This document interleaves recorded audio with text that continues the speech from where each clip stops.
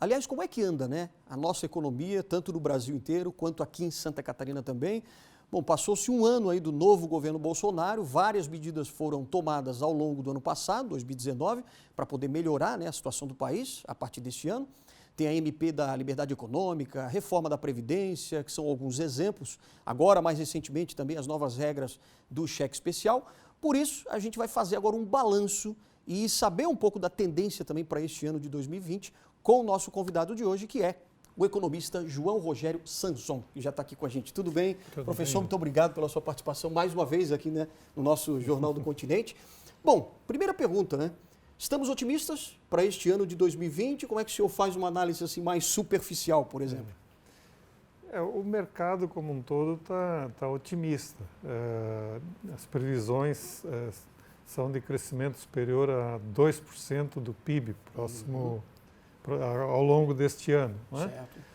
Mas é sempre bom pôr um pouco de sal nisso, né? No começo de 2019 também as previsões eram boas, mas vários fatos, eventos ocorreram que atrapalharam. Por exemplo?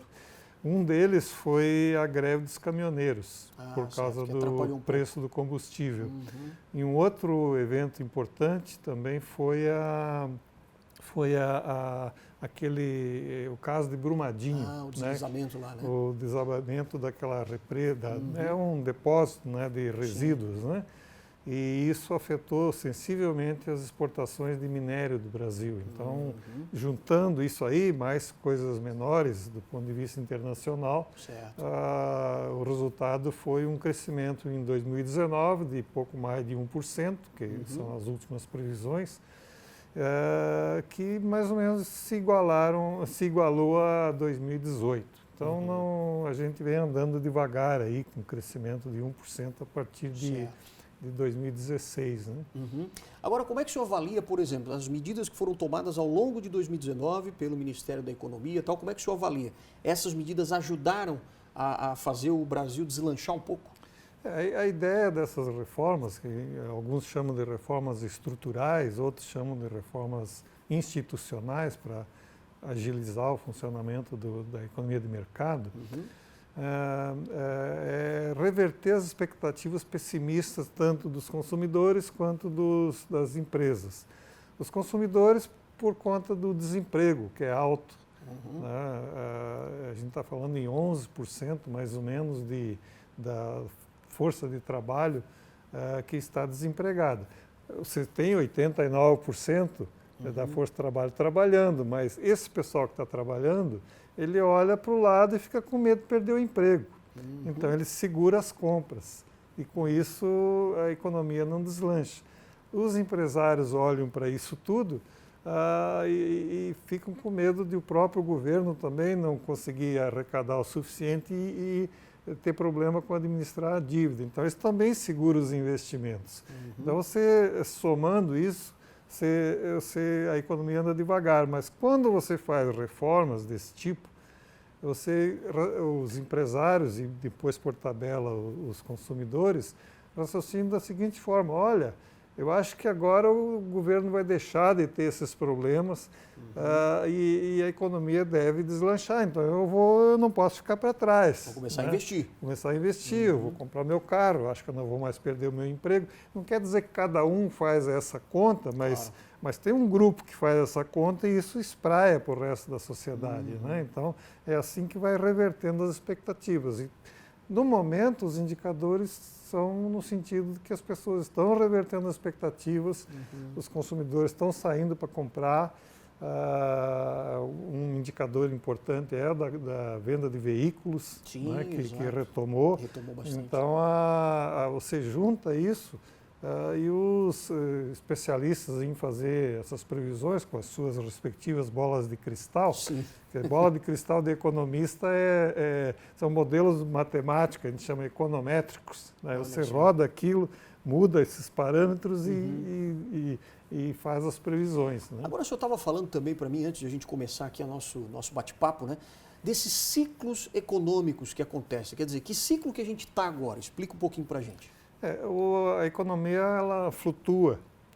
ao longo de uma tendência, como se você estivesse subindo um morro, aí tem aqueles aclives e declives, aquelas voltas, Sim. aí você imagina uma linha ao longo disso, e a gente teve, aí você tem uns picos locais, né? E tem uns vales locais também. Sim. Então, o último grande ciclo que a gente teve, olhando assim por um prazo mais longo, é de 1997 a 2013. E aí a dúvida agora, aí você começa a descer, 2014, 2015 o PIB até caiu, mas depois voltou a crescer, mas continua lá embaixo da tendência, né? Não retomou ainda aquela curvatura, aquela aceleração que você vai subir, né? Então, tudo indica que 2019 foi o vale, foi o lugar mais baixo em relação a essa tendência. Sim. Né? Então, e aí as medidas foram feitas justamente para reverter isso reverter. aí. Reverter isso aí. A tentativa é essa. Sim. Né? Então, vamos torcer para que isso se realize. Claro, né? claro. Até porque, por exemplo, algumas medidas como a MP da liberdade econômica, né? Ela ajudou bastante, pelo menos, para o empresário se desatar de alguns nós, né, da economia. O Brasil tem uma tradição que alguns chamam de neomercantilista, aquela coisa de o governo controlar tudo, você tem que ter autorização para tudo, né? Exato. E ela é complicada. Amarra tudo muito, tudo né? amarrado, 50 alvarás, 50 licenças, tudo demorado, os processos caem na gaveta de um funcionário e ficam lá esquecidos. Né? Então, a tentativa de modernizar as instituições é fazer com que isso seja mais rápido e mais simples. Sim. Esses países de maior sucesso, quando você vai olhar essas instituições, você vê que lá as coisas são mais simples, mais rápidas. Funciona, o Estado não atrapalha tanto, né? Atrapalha menos. Eles também reclamam. Né? Eu morei alguns anos como estudante nos Estados Unidos e o pessoal reclamava também. Né? Nossa. Mas aqui é muito mais. Aqui é muito mais, o problema é muito maior. Né? Sim, sim. Então, essas reformas criam um ambiente mais favorável para os negócios. Essa que é a ideia.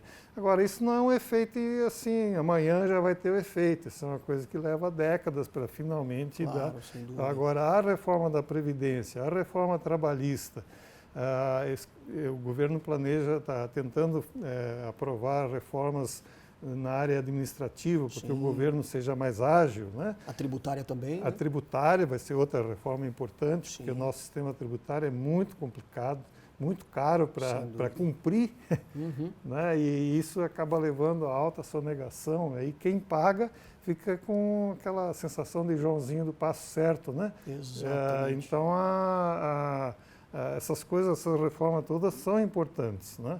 Agora, o fundamental é essa reversão de expectativa para a economia voltar a crescer. Né? Claro.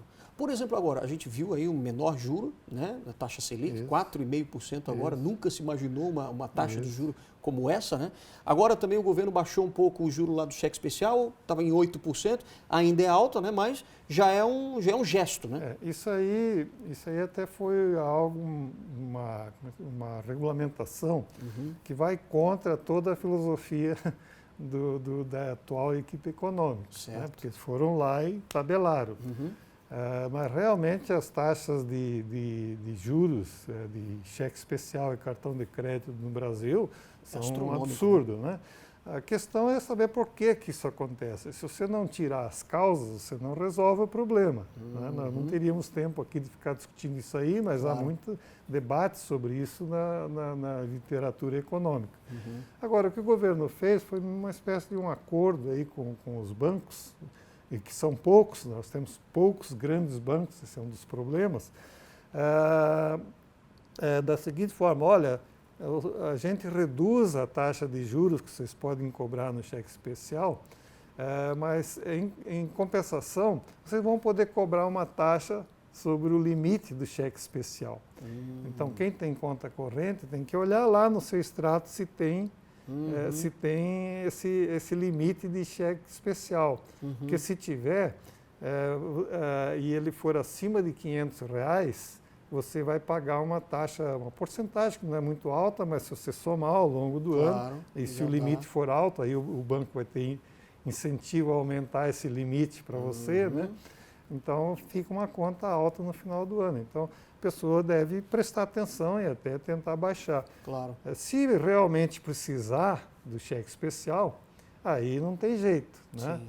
Mas se a pessoa puder administrar, montar uma reserva financeira, ela pode resolver o problema esse problema de repente emitir um cheque e não ter, e o saldo está baixo, com investimentos com resgate automático, né? Entendi. Todo mundo deveria ter uma reserva mínima aí de 6 meses de salário, 1 ano de salário. Sempre pode acontecer uma emergência ou um desemprego. Claro.